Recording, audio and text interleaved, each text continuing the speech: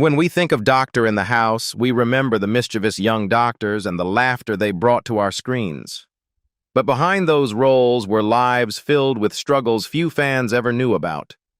From career setbacks to shocking tragedies, you won't believe what really happened to them. Join us as we uncover the truth behind the cast and honor the legacy they left behind. Robin Nedwell as Duncan Waring. Robin Nedwell was born on September 27, 1946, in Birmingham, England.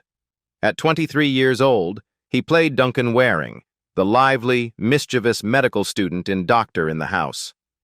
His energetic comic timing made the character one of the show's most beloved figures and secured his place in British television. Yet the laughter on screen hid a fragile reality. Nedwell's most serious relationship came when he married PR agent Heather Inglis in 1982. They had a daughter named Amy, but the marriage slowly fractured under the pressure of his relentless acting schedule and the strain of living in the shadow of his early fame. The couple eventually separated. Even as he appeared in projects linked to the Doctor television franchise and other comedy productions, the divorce left a quiet, emotional scar that friends rarely saw discussed publicly. Then came the accident that few realized would become deadly. In January 1999, Nedwell fell from a ladder while repairing a roof at his parents' house, crashing 5 feet onto concrete and splitting his head open. Doctors stitched the wound and sent him home, but the injury left him weak and uneasy. Within days, he sought medical attention again, hoping a simple checkup would reassure him. Instead, tragedy struck in the most ironic place imaginable. On February 1st, 1999, while sitting in the waiting room of St. Luke's medical practice in Hedge End, the actor famous for playing a doctor suddenly collapsed from a massive heart attack. Staff rushed to save him, but Robin Nedwell died there at the age of 52. His brother later suspected the ladder fall had triggered a stroke that led to the fatal cardiac event. Nedwell left behind his daughter, a career remembered for its warmth and humor, and a modest estate estimated at around $600,000, closing the story of a man who spent his life making audiences laugh until the day his own heart quietly stopped. Barry Evans as Michael Upton. Barry Evans was born on June 18, 1943, in Guildford, Surrey, England. At 26 years old, he played Michael Upton, the gentle, slightly awkward medical student in Doctor in the House. The character became one of the emotional centers of the series and helped turn Evans into a familiar face of British television. But fame never brought him stability. Evans never married, and his private life was surrounded by whispers that the British press loved to circulate. He was openly bisexual among close friends, and that constant scrutiny followed him everywhere. His closest emotional bond was with Jane Galliford, whom he met in Portugal in 1969. Decades later, he even moved to Hinckley to help raise her children after her partner Roger Sievers was imprisoned for murdering his own parents. An astonishing twist that pulled Evans into a family crisis far removed from television fame. The real collapse came when the roles stopped arriving. Casting directors struggled to place a man who still looked like a student well into middle age. By the time he appeared in the 1993 film adaptation of The Mystery of Edwin Drood, the industry had already moved on.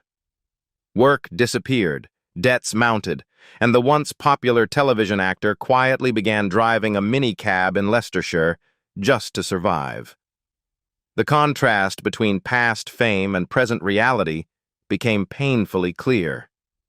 On February 10, 1997, police entered Evans's home in Hinckley to tell him they had recovered his stolen car and instead discovered his body slumped in an armchair. He was 53. A whiskey bottle stood nearby. Alcohol levels in his blood were extremely high, and a blow to the head complicated the investigation. An 18-year-old man who had been in the house was briefly arrested, fueling speculation of foul play, yet the evidence never proved it. The coroner delivered an open verdict, leaving the final moments of Evans's life unresolved. He was later cremated at Golders Green Crematorium in London. The man who had once entertained millions left behind an estate estimated at under $30,000, a stark reminder of how brutally fame can fade. George Leighton, as Paul Collier. George Leighton was born on March 2, 1942, in Bradford, England. At 26 years old, he played Paul Collier, the thoughtful junior doctor in Doctor in the House. The role introduced him to millions of viewers and helped shape the tone of the series with a mix of intelligence and understated humor. Yet Leighton's life off-screen moved through complicated turns. He married Vera Hodges in 1968, and the couple had 2 children before the marriage collapsed. The divorce left him questioning his future in acting just as his career expanded through projects like Doctor at Large, and later the military comedy It Ain't Half Hot, Mum. In 1977, he married Moya Smiley, a relationship that rebuilt stability in his life and brought 2 more children. But the emotional scars from the earlier years pushed him to slowly shift toward writing as well as acting. The pressure of reinventing himself nearly ended his career in an unexpected way. During a period of intense stress while juggling acting and scriptwriting for shows like Robin's Nest and the comedy series Executive Stress, Leighton suffered a severe vocal strain that temporarily robbed him of his voice. Doctors warned him that continuing to push his voice could cause permanent damage, forcing him to rethink the balance between stage, television, and writing. Today, George Leighton is 83 years old and lives quietly in North London with his wife Moya. Though he rarely appears on television, he still attends cast reunions and speaks warmly about the long journey that began with Doctor in the House. Over the years, he built a second career as a respected television writer and author, with books like The Fib and Other Stories even studied in British schools. His long career in acting and writing has left him with an estimated net worth of around $3 million. Jeffrey Davies as Dick Stewart Clark. Jeffrey Davies was born on December 15, 1938, in Leeds, England. At 31 years old, he played Dick Stewart Clark, the arrogant but brilliant medical student in Doctor in the House. The sharp-tongued character quickly became one of the show's most recognizable figures and kept Davies tied to the famous Doctor franchise for decades.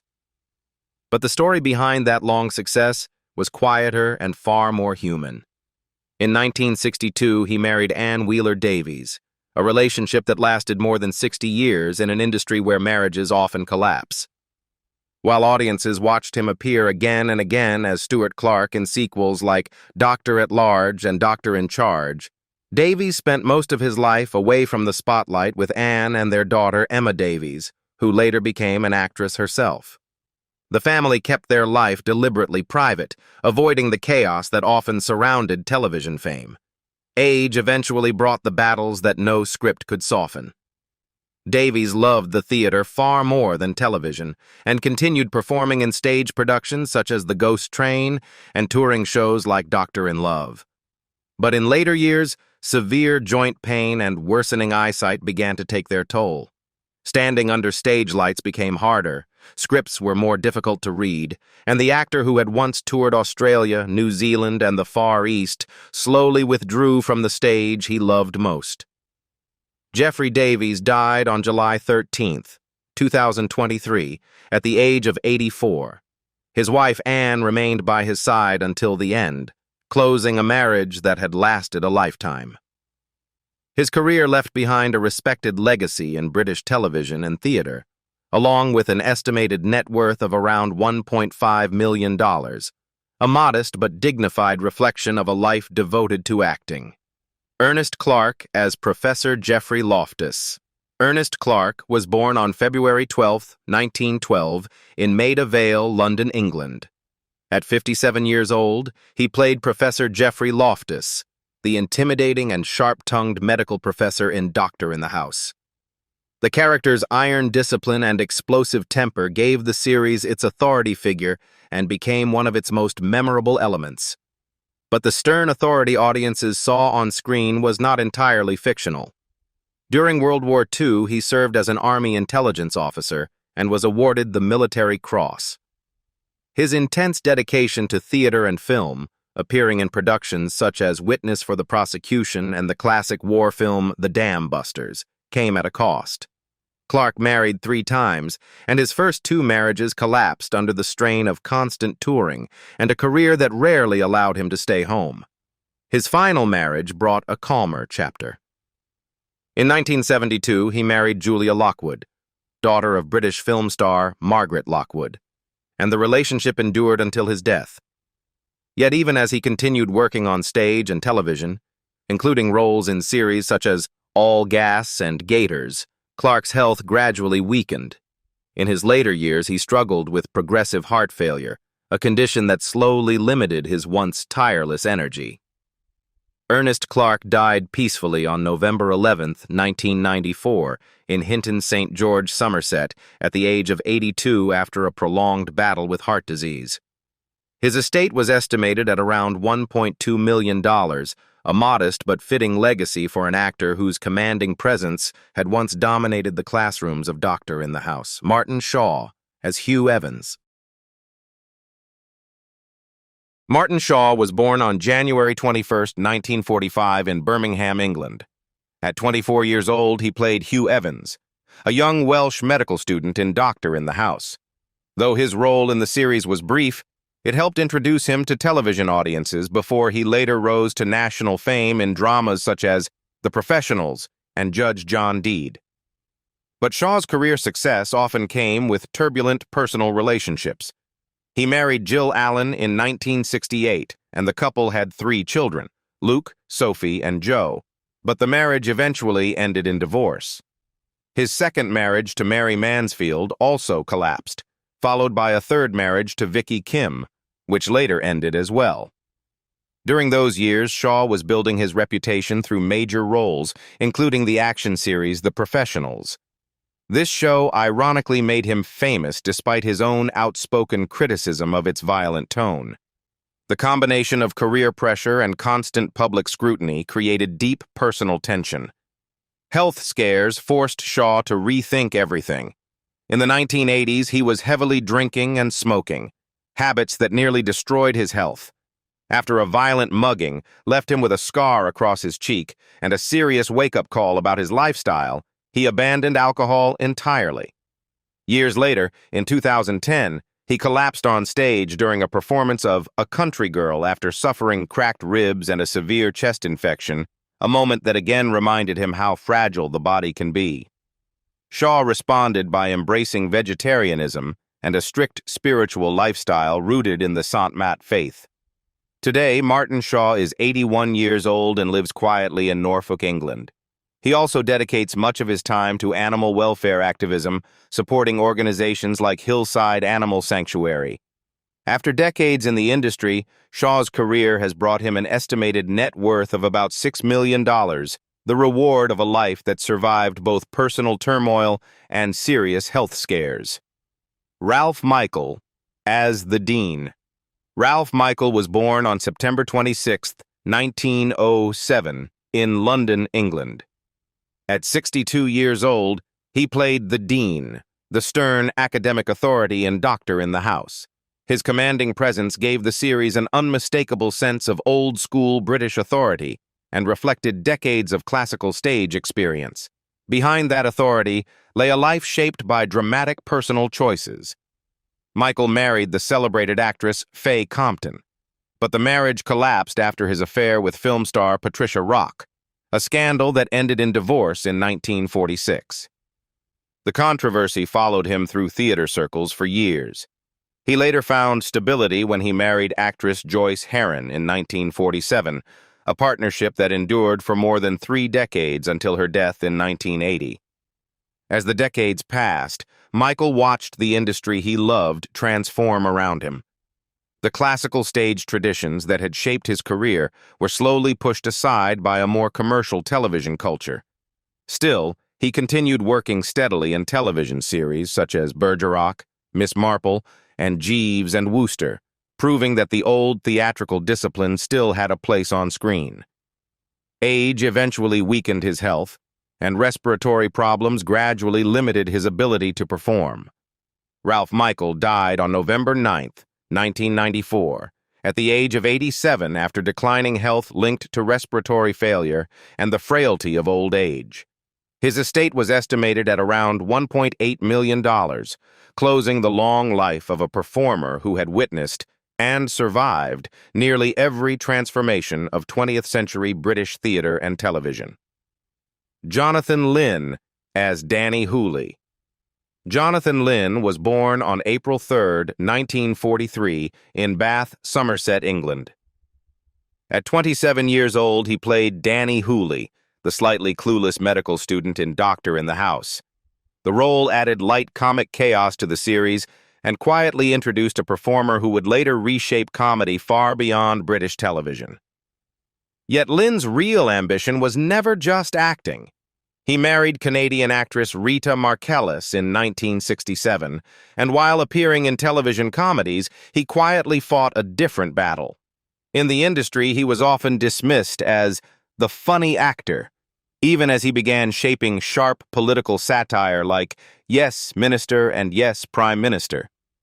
His breakthrough behind the camera came with the courtroom comedy My Cousin Vinny, 1992, which proved he was far more than a sitcom performer. Instead of fading, Lynn reinvented himself repeatedly. He moved to the United States and built a second career in writing, directing, and producing, working on projects such as Vanity Fair and stage productions like the acclaimed London revival of Yes, Prime Minister.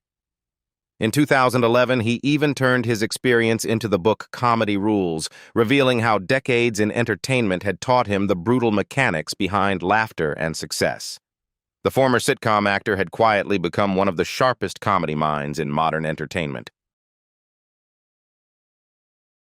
Today, Jonathan Lynn is 83 years old and lives mainly in New York with his wife, Rita Markellis. He continues to teach and mentor young performers while occasionally writing and directing theater projects, including stage adaptations such as Clue. After decades moving between acting, directing, and writing, Lynn has built the largest fortune with an estimated net worth of around $12 million. Ute Stengard as Helga. Ute Stengard was born on May 14, 1946, in Thisted, Jutland, Denmark. At 23 years old, she played Helga, the striking foreign girlfriend in Doctor in the House. The character added glamour and playful tension to the comedy and quickly made her one of the most talked-about faces on British television. But the sudden attention came with a darker side. Stengard married art director Tony Curtis, yet the relationship struggled under the weight of fame and constant media attention. After their separation, she later married John Kerwin, but by then the British press had already fixed her image as a seductive sex symbol. While appearing in films like Some Girls Do and television series such as The Persuaders, she found herself increasingly uncomfortable with the roles offered to her. The label that brought attention also trapped her in a narrow image she no longer wanted to carry. The pressure soon became overwhelming. After her most famous role as the vampire Carmilla in Lust for a Vampire, 1971, Stengard shocked the industry by walking away from acting almost overnight. She moved to the United States, avoided publicity, and refused for years to speak about her film career. Instead, she rebuilt her life quietly, raising her son and later embracing a deeply religious lifestyle while working at a radio station selling broadcast airtime. Today, Ute Stengard is 80 years old and lives quietly in the United States. In 2012, she married Paul Walter in Oregon, closing a long journey that took her far from the British film industry that once defined her. After decades away from the spotlight, her estimated net worth is around $2 million, a quiet legacy for a woman who once vanished from fame at the height of it. Arthur English as Vincent. Arthur English was born on May 9, 1919, in Aldershot, Hampshire, England. At 51 years old, he played Vincent, a rough-edged hospital worker in Doctor in the House. The character's blunt humor added a working-class edge to the series and reflected the comic persona that had already made him popular on British radio and stage. The humor he performed often came from real hardship. English married Ivy Ruth Martin in 1941, and while raising their two children, Anne and Anthony, he struggled through years of manual labor before fame arrived. After serving as a sergeant in the British Army during World War II, he worked as a painter and decorator by day, while performing comedy routines in pubs and small theaters at night. Even after gaining television recognition in shows like Follyfoot and the sitcom Are You Being Served, he never forgot the difficult years that shaped his stage persona. The most painful years came later. When Ivy died in 1975, English's grief pushed him toward heavy drinking. 2 years later, he married dancer Teresa Mann, a much younger performer he met during a pantomime tour, and they had a daughter, Claire Louise. The marriage eventually collapsed, and by the early 1990s, his health had deteriorated badly. Years of smoking and strain left him suffering from chronic bronchitis and emphysema, illnesses that made breathing itself a daily struggle.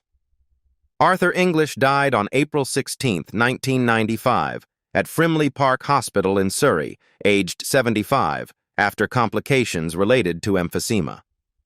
After a lifetime in British entertainment, from music hall comedy to television classics, English left behind a modest estate estimated at around $500,000. Mike Grady as 4th Medic/Patrick Mike Grady was born on February 6, 1946, in Cheltenham, Gloucestershire, England. At 23 years old, he played Patrick, one of the junior medical students in Doctor in the House. Though the role was small, it marked the beginning of a long television career built on reliable character performances. Grady's life never revolved around celebrity drama, but around the constant challenge of staying visible in an industry that often overlooks supporting actors. Early film appearances in Carry On Loving, 1970, and The Return of the Pink Panther, 1975, helped establish him as a dependable comedic performer, yet he often joked that casting directors confused him with other actors because of his ordinary face. Instead of chasing stardom, he focused on steady work, appearing in theater productions with the Royal Shakespeare Company and television comedies that valued his subtle timing. His greatest recognition came later through long-running television roles. Grady became widely known as Ken Mills in Citizen Smith and later as Barry Wilkinson in Last of the Summer Wine, a role he played for more than 2 decades.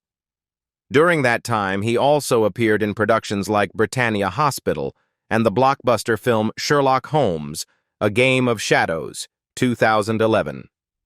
Today, Mike Grady is 80 years old and continues to work occasionally on television and stage, recently appearing in the BBC drama Doctors in 2023. After more than 50 years in the industry, his career has produced an estimated net worth of around $1.5 million, the reward of persistence rather than fame. Renee Houston as Mrs. Muir. Renee Houston was born on July 24, 1902 in Johnstone, Renfrewshire, Scotland.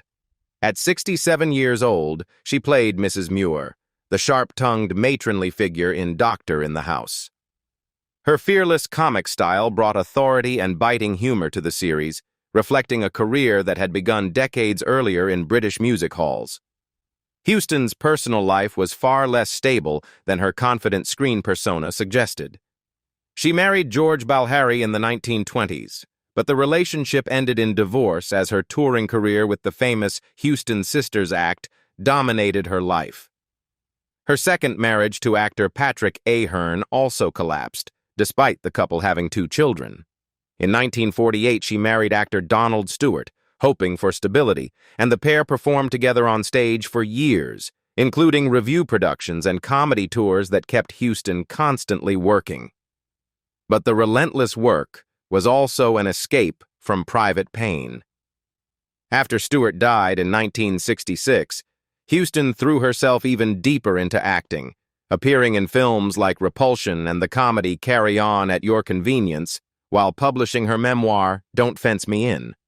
Colleagues often noticed that she rarely slowed down, as if constant performance was the only way to outrun the emotional losses she carried. Renee Houston died on February 9, 1980, in Chertsey, Surrey, at the age of 77 after suffering from pneumonia.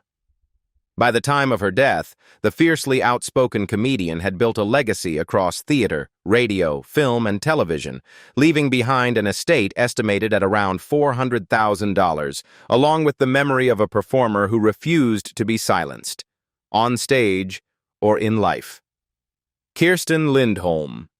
As Ingrid Kirsten Lindholm was born on September 1, 1943, in Odense, Denmark. At 27 years old, she played Ingrid, the glamorous foreign visitor who briefly stirred chaos among the young doctors in Doctor in the House. Though the role lasted only a few episodes, her striking presence added a burst of European allure that audiences immediately remembered. Behind the screen, her personal life shifted as quickly as her career. Lindholm first married John Betts, but the relationship ended in divorce during the early years of her acting career. While appearing in productions such as The Vampire Lovers and the Hammer horror film Twins of Evil, she found the atmosphere of the British film industry exhausting. Long shoots, intense publicity, and the pressure to maintain a seductive screen image. Everything changed when she met musician Vic Briggs, who had embraced Sikh spirituality. Their relationship transformed her life, and after marrying him in 1972, she adopted the Sikh name Vikram Kaur Khalsa, stepping away from the world that had once defined her. The turning point came when Lindholm quietly abandoned acting altogether. Instead of chasing film roles like those in Crescendo or Lust for a Vampire, she chose a completely different path: spiritual practice and holistic healing. Together with Vic Briggs, she helped run a Sikh ashram in California before later teaching yoga and healing workshops in Hawaii. Years later, the couple settled on the Hibiscus coast of New Zealand, where she continued teaching yoga and even sang backup vocals on Briggs's album One in the Goddess. Today, Kirsten Lindholm is 83 years old and lives peacefully in New Zealand, still known to students as a yoga teacher and spiritual guide rather than a former actress. Her husband, Vic Briggs, passed away in 2021, closing a marriage that had lasted nearly 5 decades. Her long journey from Hammer horror films to spiritual teaching has left her with an estimated net worth of around $1.2 million. More than 5 decades after Doctor in the House, 1969, first aired, the cast's lives have taken paths few fans could have imagined. Some found lasting success, some walked away from fame, and others left behind stories both inspiring and heartbreaking. Which story surprised you the most? Let us know in the comments, and if you enjoyed revisiting the lives behind this classic series, don't forget to like the video, subscribe to the channel, and stay tuned for more then and now stories from television history.